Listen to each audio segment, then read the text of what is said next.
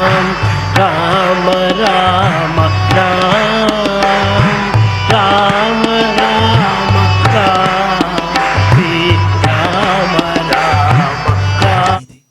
కూనమ్మ తినేది. ఆ డైనింగ్ రూమ్లో స్వామి దగ్గర కూనమ్మ ఒక మూల కూర్చునేది. స్వామి తింటూ ఉంటే స్వామి ఇలా కనుసైగ చేస్తే అయిపోయిందనగానే వచ్చి మొత్తం ప్లేట్ తీసేసి అదంతా శుభ్రం చేసి వెళ్ళేది. అటువంటి కూనమ్మ ఒకరోజు స్వామి వెళ్తూ ఉండగా, బయట కారులో వెళ్తుండగా కనిపించలే, బయట పల్లీలు అమ్ముకుంటూ.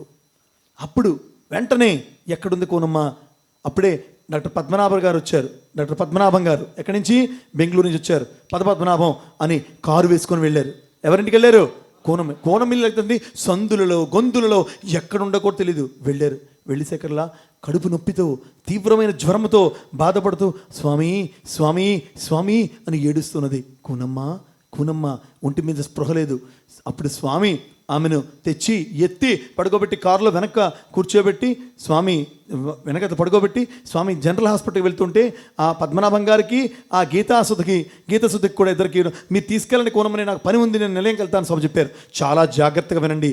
ఇది జీవితాలను మార్చేటువంటి కథ, జీవితాల్లో మలుపు తెచ్చేటువంటి కథ, జీవితాల్లో అమృత సాయి ఈశ్వరునికి అనుగ్రహ సుధని నింపేటువంటి కథ. ఇది జరిగినటువంటి వాస్తవిక యథార్థ గాథ. సత్యసాయి దివ్య అవతార చరిత్రలో ఒక గోల్డెన్ మైల్ స్టోన్. ఈ కథను మనం వింటే మన జీవితం మారిపోతుందంటే దీంట్లో తథ్యం తథాస్తు తథాస్తు తథాస్తు. అయితే వెళ్ళిన తర్వాత జనరల్ హాస్పిటల్లో, అప్పటికి సూపర్ స్పెషాలిటీ లేదు, జనరల్ హాస్పిటల్లో అమ్మా ఇది అపెండిసైటిస్, ఇమీడియట్గా ఆపరేషన్ చేయకపోతే ఈ పేషెంట్ చచ్చిపోతుంది అని డాక్టర్ చెప్పారు. బెంగళూరు తీసుకెళ్ళిపోమన్నారు. ఈలోపు వాళ్ళు మళ్ళీ ఆమెను ఎత్తారు, ఆ కారులో వేసారు. స్వామి లేరు కదా, నిలయంలో ఉన్నారు కదా, వాళ్ళు కారులో తెస్తూ ఉన్నారు. వాళ్ళు కారులోంచి నిలయంలోకి వస్తూ ఉండగా సత్యసాయి భగవంతుడు మేడమించి సూట్ కేసుతో దిగిపోతున్నారు. స్వామి మేడమించి దేంతో దిగిపోతారండి? గట్టి చెప్పండి. సూట్ కేసుతో తన బట్టలతో దిగిపోతున్నారు. స్వామి హీ నోస్ ఎవ్రీథింగ్. ప్రతీది తెలుసు స్వామికి. ప్రతి అణు మాత్రం కూడా స్వామికి తెలుసు, గుర్తుంచుకోండి. అయితే వెంటనే పద్మనాభం బెంగళూరు వెళ్దాం కూనమని తీసుకొని. ఏమండి, ఎవరు చెప్తే ఎవరు తీసుకెళ్ళరండి? ఎవరికి చెప్తే ఎవరు తీసుకెళ్ళరు? పలానా సూర్యారావు తీసుకెళ్ళరా? బాజా భజంతులతో నెత్తి మీద పెట్టుకొని తీసుకెళ్తాం స్వామి చెప్తే. కానీ స్వామి ముందు సీట్లో డాక్టర్ గారు పక్కన కూర్చున్నారు. ఆ కూనమ్మ పక్కనేమో అమ్మాయి గీతమ్మ తల్లి చిన్నపిల్ల కూర్చుంది. డాక్టర్ గారు యొక్క సతీమణి కమలమ్మ, డాక్టర్ గారు కొడుకైనటువంటి జగదీష్ వాళ్ళని కూడా స్వామి ఏం చెప్పారంటే, మీరు బస్సులో రండి బెంగళూరు అని చెప్పారు. వెళ్ళిపోయారు. అప్పుడు పుట్టపర్తి నుంచి బెంగళూరు వచ్చే రహదారి ఎలా ఉండేది తెలుసా? మార్గ మధ్య అంతా గోతుల్లో కారు టైర్లు ఇరుక్కుపోతే ఎవరైనా దిగి తొయ్యాలి. ఎవరితో వస్తారు? డాక్టర్ గారేమో డ్రైవ్ చేస్తున్నారు, కోనమ్మేమో అపస్మారక స్థితిలో ఉన్నది, ఏడుస్తూ ఉన్నది. చిన్నపిల్ల గీత తొయ్యలేదు. ఎన్నిసార్లు ఆ కారు ఆగిపోయిందో అన్నిసార్లు స్వామి తలుపు తీశారు, ఆ టైర్ను తోసారు, స్వామి కారును ముందు నడిపారు. అది ఒక భక్తుడి కోసం స్వామి చేసేటువంటి యొక్క అద్భుతమైనటువంటి సేవ. తీసుకుని వెళ్ళారు. బెంగళూరులో తీసుకుని వెళ్ళిన తర్వాత స్వామి భక్తుడే ఒక డాక్టర్ ఉంటే వెళ్తే వెంటనే స్వామి ఇది అపెండిసైటిస్, చాలా ఇమీడియట్గా సేవ చేయాలి, ఆపరేషన్ చేయాలి స్వామి. చేసే బంగారు అన్నట. స్వామి ఎనస్థీషియా ఇచ్చేవారు లేరు స్వామి. ఎనస్థీషియా కదా, కూనమ్మా అని పిలిచారట. స్వామి అప్పటిదాకా తెలియదు స్వామి అని అందట. వెంటనే విభూషణ నోట్లో వేసి నోర్మి అన్నట, మూసిందట. ఇప్పుడు ఆపరేషన్ చేయ బంగారు అన్నట. ఎనస్థీషియా ఇవ్వలే స్వామి అన్నట. నేను మళ్ళా లేపే వరకు కోనమ్మ లేవదు, ఆపరేషన్ చేయన్నట. ఆపరేషన్ చేశారు. ఆపరేషన్ చేసేటప్పుడు స్వామి ఆపరేషన్ థియేటర్లో బయట ఉండండి స్వామి అంటే, లేదు బంగారు, కోనమ్మని ఇలాంటి పరిస్థితుల్లో వదిలి నేను బయటకు వెళ్ళాను, నువ్వు సర్జరీ చేయి అన్నారట.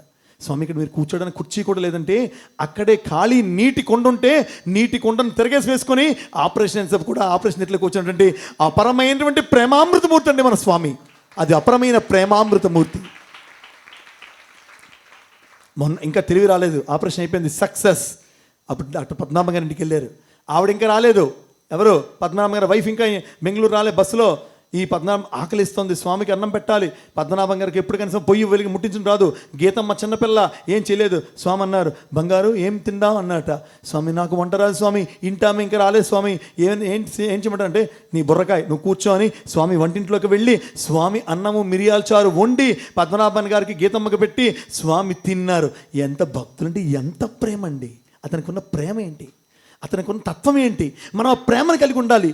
చెడు అయినటువంటి వ్యక్తి, ఎంత చండాలుడు, నీచుడు, నికృష్టుడు, దరిద్రురాలైన మన నుంచి ప్రేమ ప్రేమ ప్రేమ ప్రేమ ప్రేమే రావాలి. అటువంటి విధంగా వాళ్ళకి పెట్టిన తర్వాత మొన్నాడు ఉదయం స్వామి పాలు బ్రెడ్ అన్ని పట్టుకొని కోనమ్మ కోసం వెళ్ళిన తర్వాత అప్పటిదాకా కోనమ్మకి తెలివి రాలే. జనరల్ ఎనస్థీషియా ఎంతసేపు వస్తుంది? ఒక 5 గంటలో 6 గంటలో తెలివి రావాలి. మరలా లేదు, మళ్ళీ వెళ్ళి స్వామి తల మీద పెట్టి ఇలా తట్టి కూనమ్మ అనగానే స్వామి అని లేచిందట. ఏమి శక్తి అండి, అపరమైన పరబ్రహ్మ చైతన్యము. మీకు డౌట్ రావచ్చు, అవునండి ఇంత శక్తివంతుడైన సత్యసాయి పరమాత్ముడు అయితే ఇలా విభూదిచ్చి ఇలా అనగానే ఆ కడుపులో అపెండిసైటిస్ పోవచ్చు కదా, ఇదంతా దేనికంటే, ఒరే నాయన ఒక సాటి మనిషి పట్ల ఎటువంటి ఔదార్యము, ఎటువంటి ఔన్నత్యము, ఎటువంటి ప్రేమ, ఎటువంటి సేవా తత్పరత, ఎటువంటి కంటికి రెప్పలా కాపలా ఉండి వారికి అన్నిటిని తొడవడంలో మనం భగవంతుడిలాగా యాక్ట్ చేయాలో ప్రతి సేవాదళ సభ్యునికి భక్తునికి నిరూపించడానికి రామతత్వమే సాయితత్వం అని, అదే ప్రేమతత్వం అని స్వామి ప్రకటించడానికి స్వామి చేసిన అద్భుతమైన చర్య ఇదంతా.